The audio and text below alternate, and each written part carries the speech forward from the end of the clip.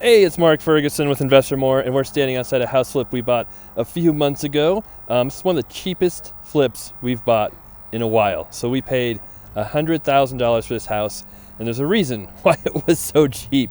We've had to do a lot more work on it than we thought. The house was in really bad shape, so we'll show you what it looks like now after a little bit of work. We did a lot of changes to it, and then we'll have the before video as well linked below so you can see that. And then, of course, check out investormore.com for much more information on our flips, rentals, being an agent, all of that great stuff. We're on Instagram. We're on TikTok. So we have lots and lots of daily content if you guys want more than just our 3 YouTube videos we do a week. All right, if you guys remember this house, the kitchen was back there. So we completely redid this whole floor plan. And it might seem crazy that you had a living room and a kitchen together in this one room with even a wall separating them, but that's how small this house was. So we completely changed the floor plan, took that wall out, and you can see a lot of new sheetrock. Once we started getting into the house, there was quite a bit of very old wood, not done right, not structurally sound, so we put a lot of extra lumber in this house, so hopefully it's a lot more sturdy now. And as part of that, we kind of had to just take out all of the plaster and stuff that was here before. There you can see Jared, our contractor, hanging out there. This room as well, we changed. It has some really cool closet cabinet doors right here, but it just wouldn't work. They were too old and beat up, and the flooring was messed up, so we had to take those out. And then before, we also had 2 doors to that room.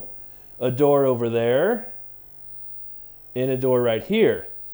And we eliminated that door, just left this door so that you could fit a bed in there and have a much more usable bedroom, since this house, technically, that was the only bedroom when we bought this house. Now it has 2. And that also helped us with removing the kitchen wall, made a lot more sense. Now you'll also see we have some weird closets in the living room. Well, what are those? Well, there's your washer and dryer hookup right there. So again, very small house. There's not much room to put stuff.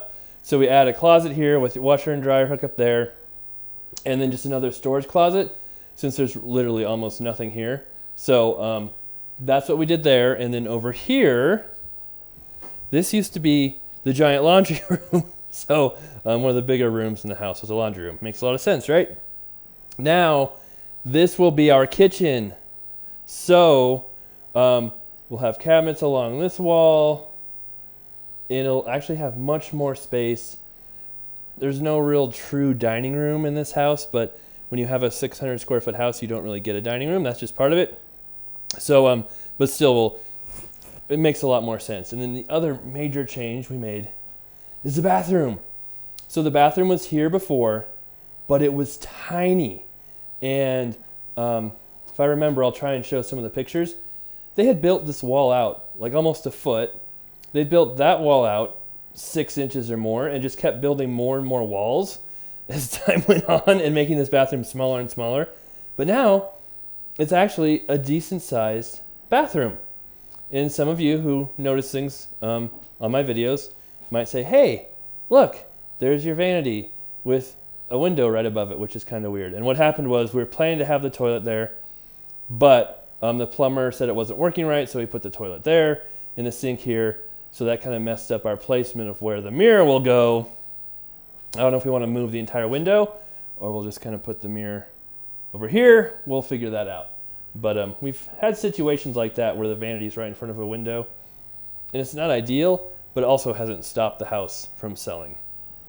All right, moving on this way, right here is where the water heater goes, and just another little tiny storage closet. So that's basically, your storage for the entire house. That's why we added that as a closet, just to have a little bit more room, especially once the water heater's in there. Obviously, you're going to have almost 0 room.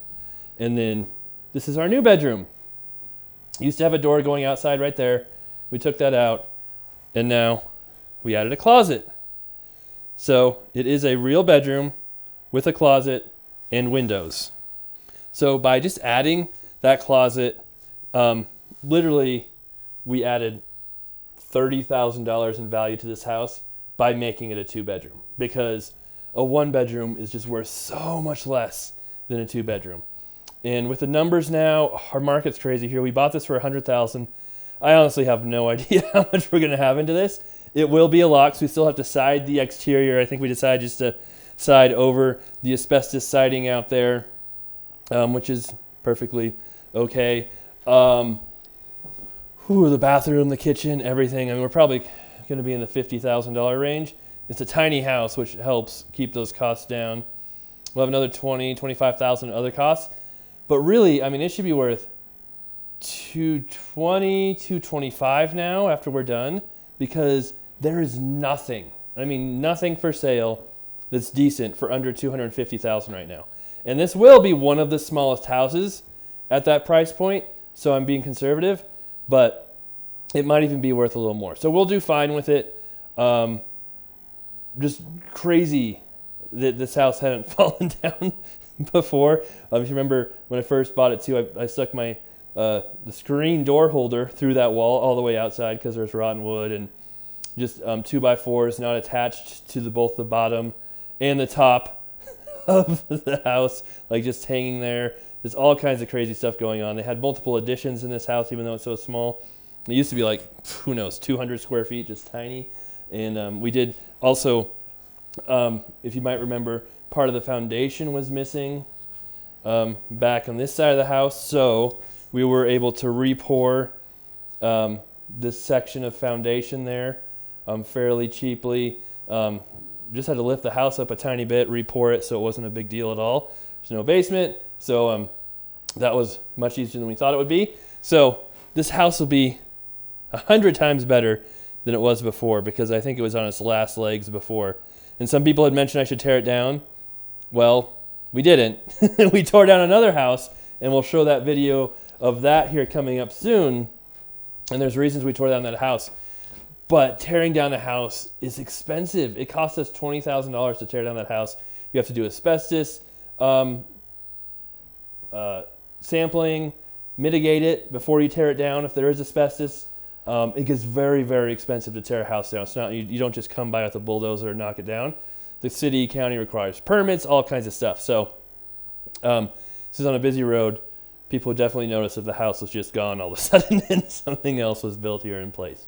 All right, so that's the property. That's the update. We'll have another update here probably when we get closer to it, and of course our after videos when we're all done. Thanks for watching. Really appreciate the support. Love it when you guys give us a thumbs up, share our videos, comment. We love to see those. And we'll have many more videos coming up here on our other flips as well, on our other rentals and advice videos. So love to hear what you guys want to see too. If you want different types of videos, let us know.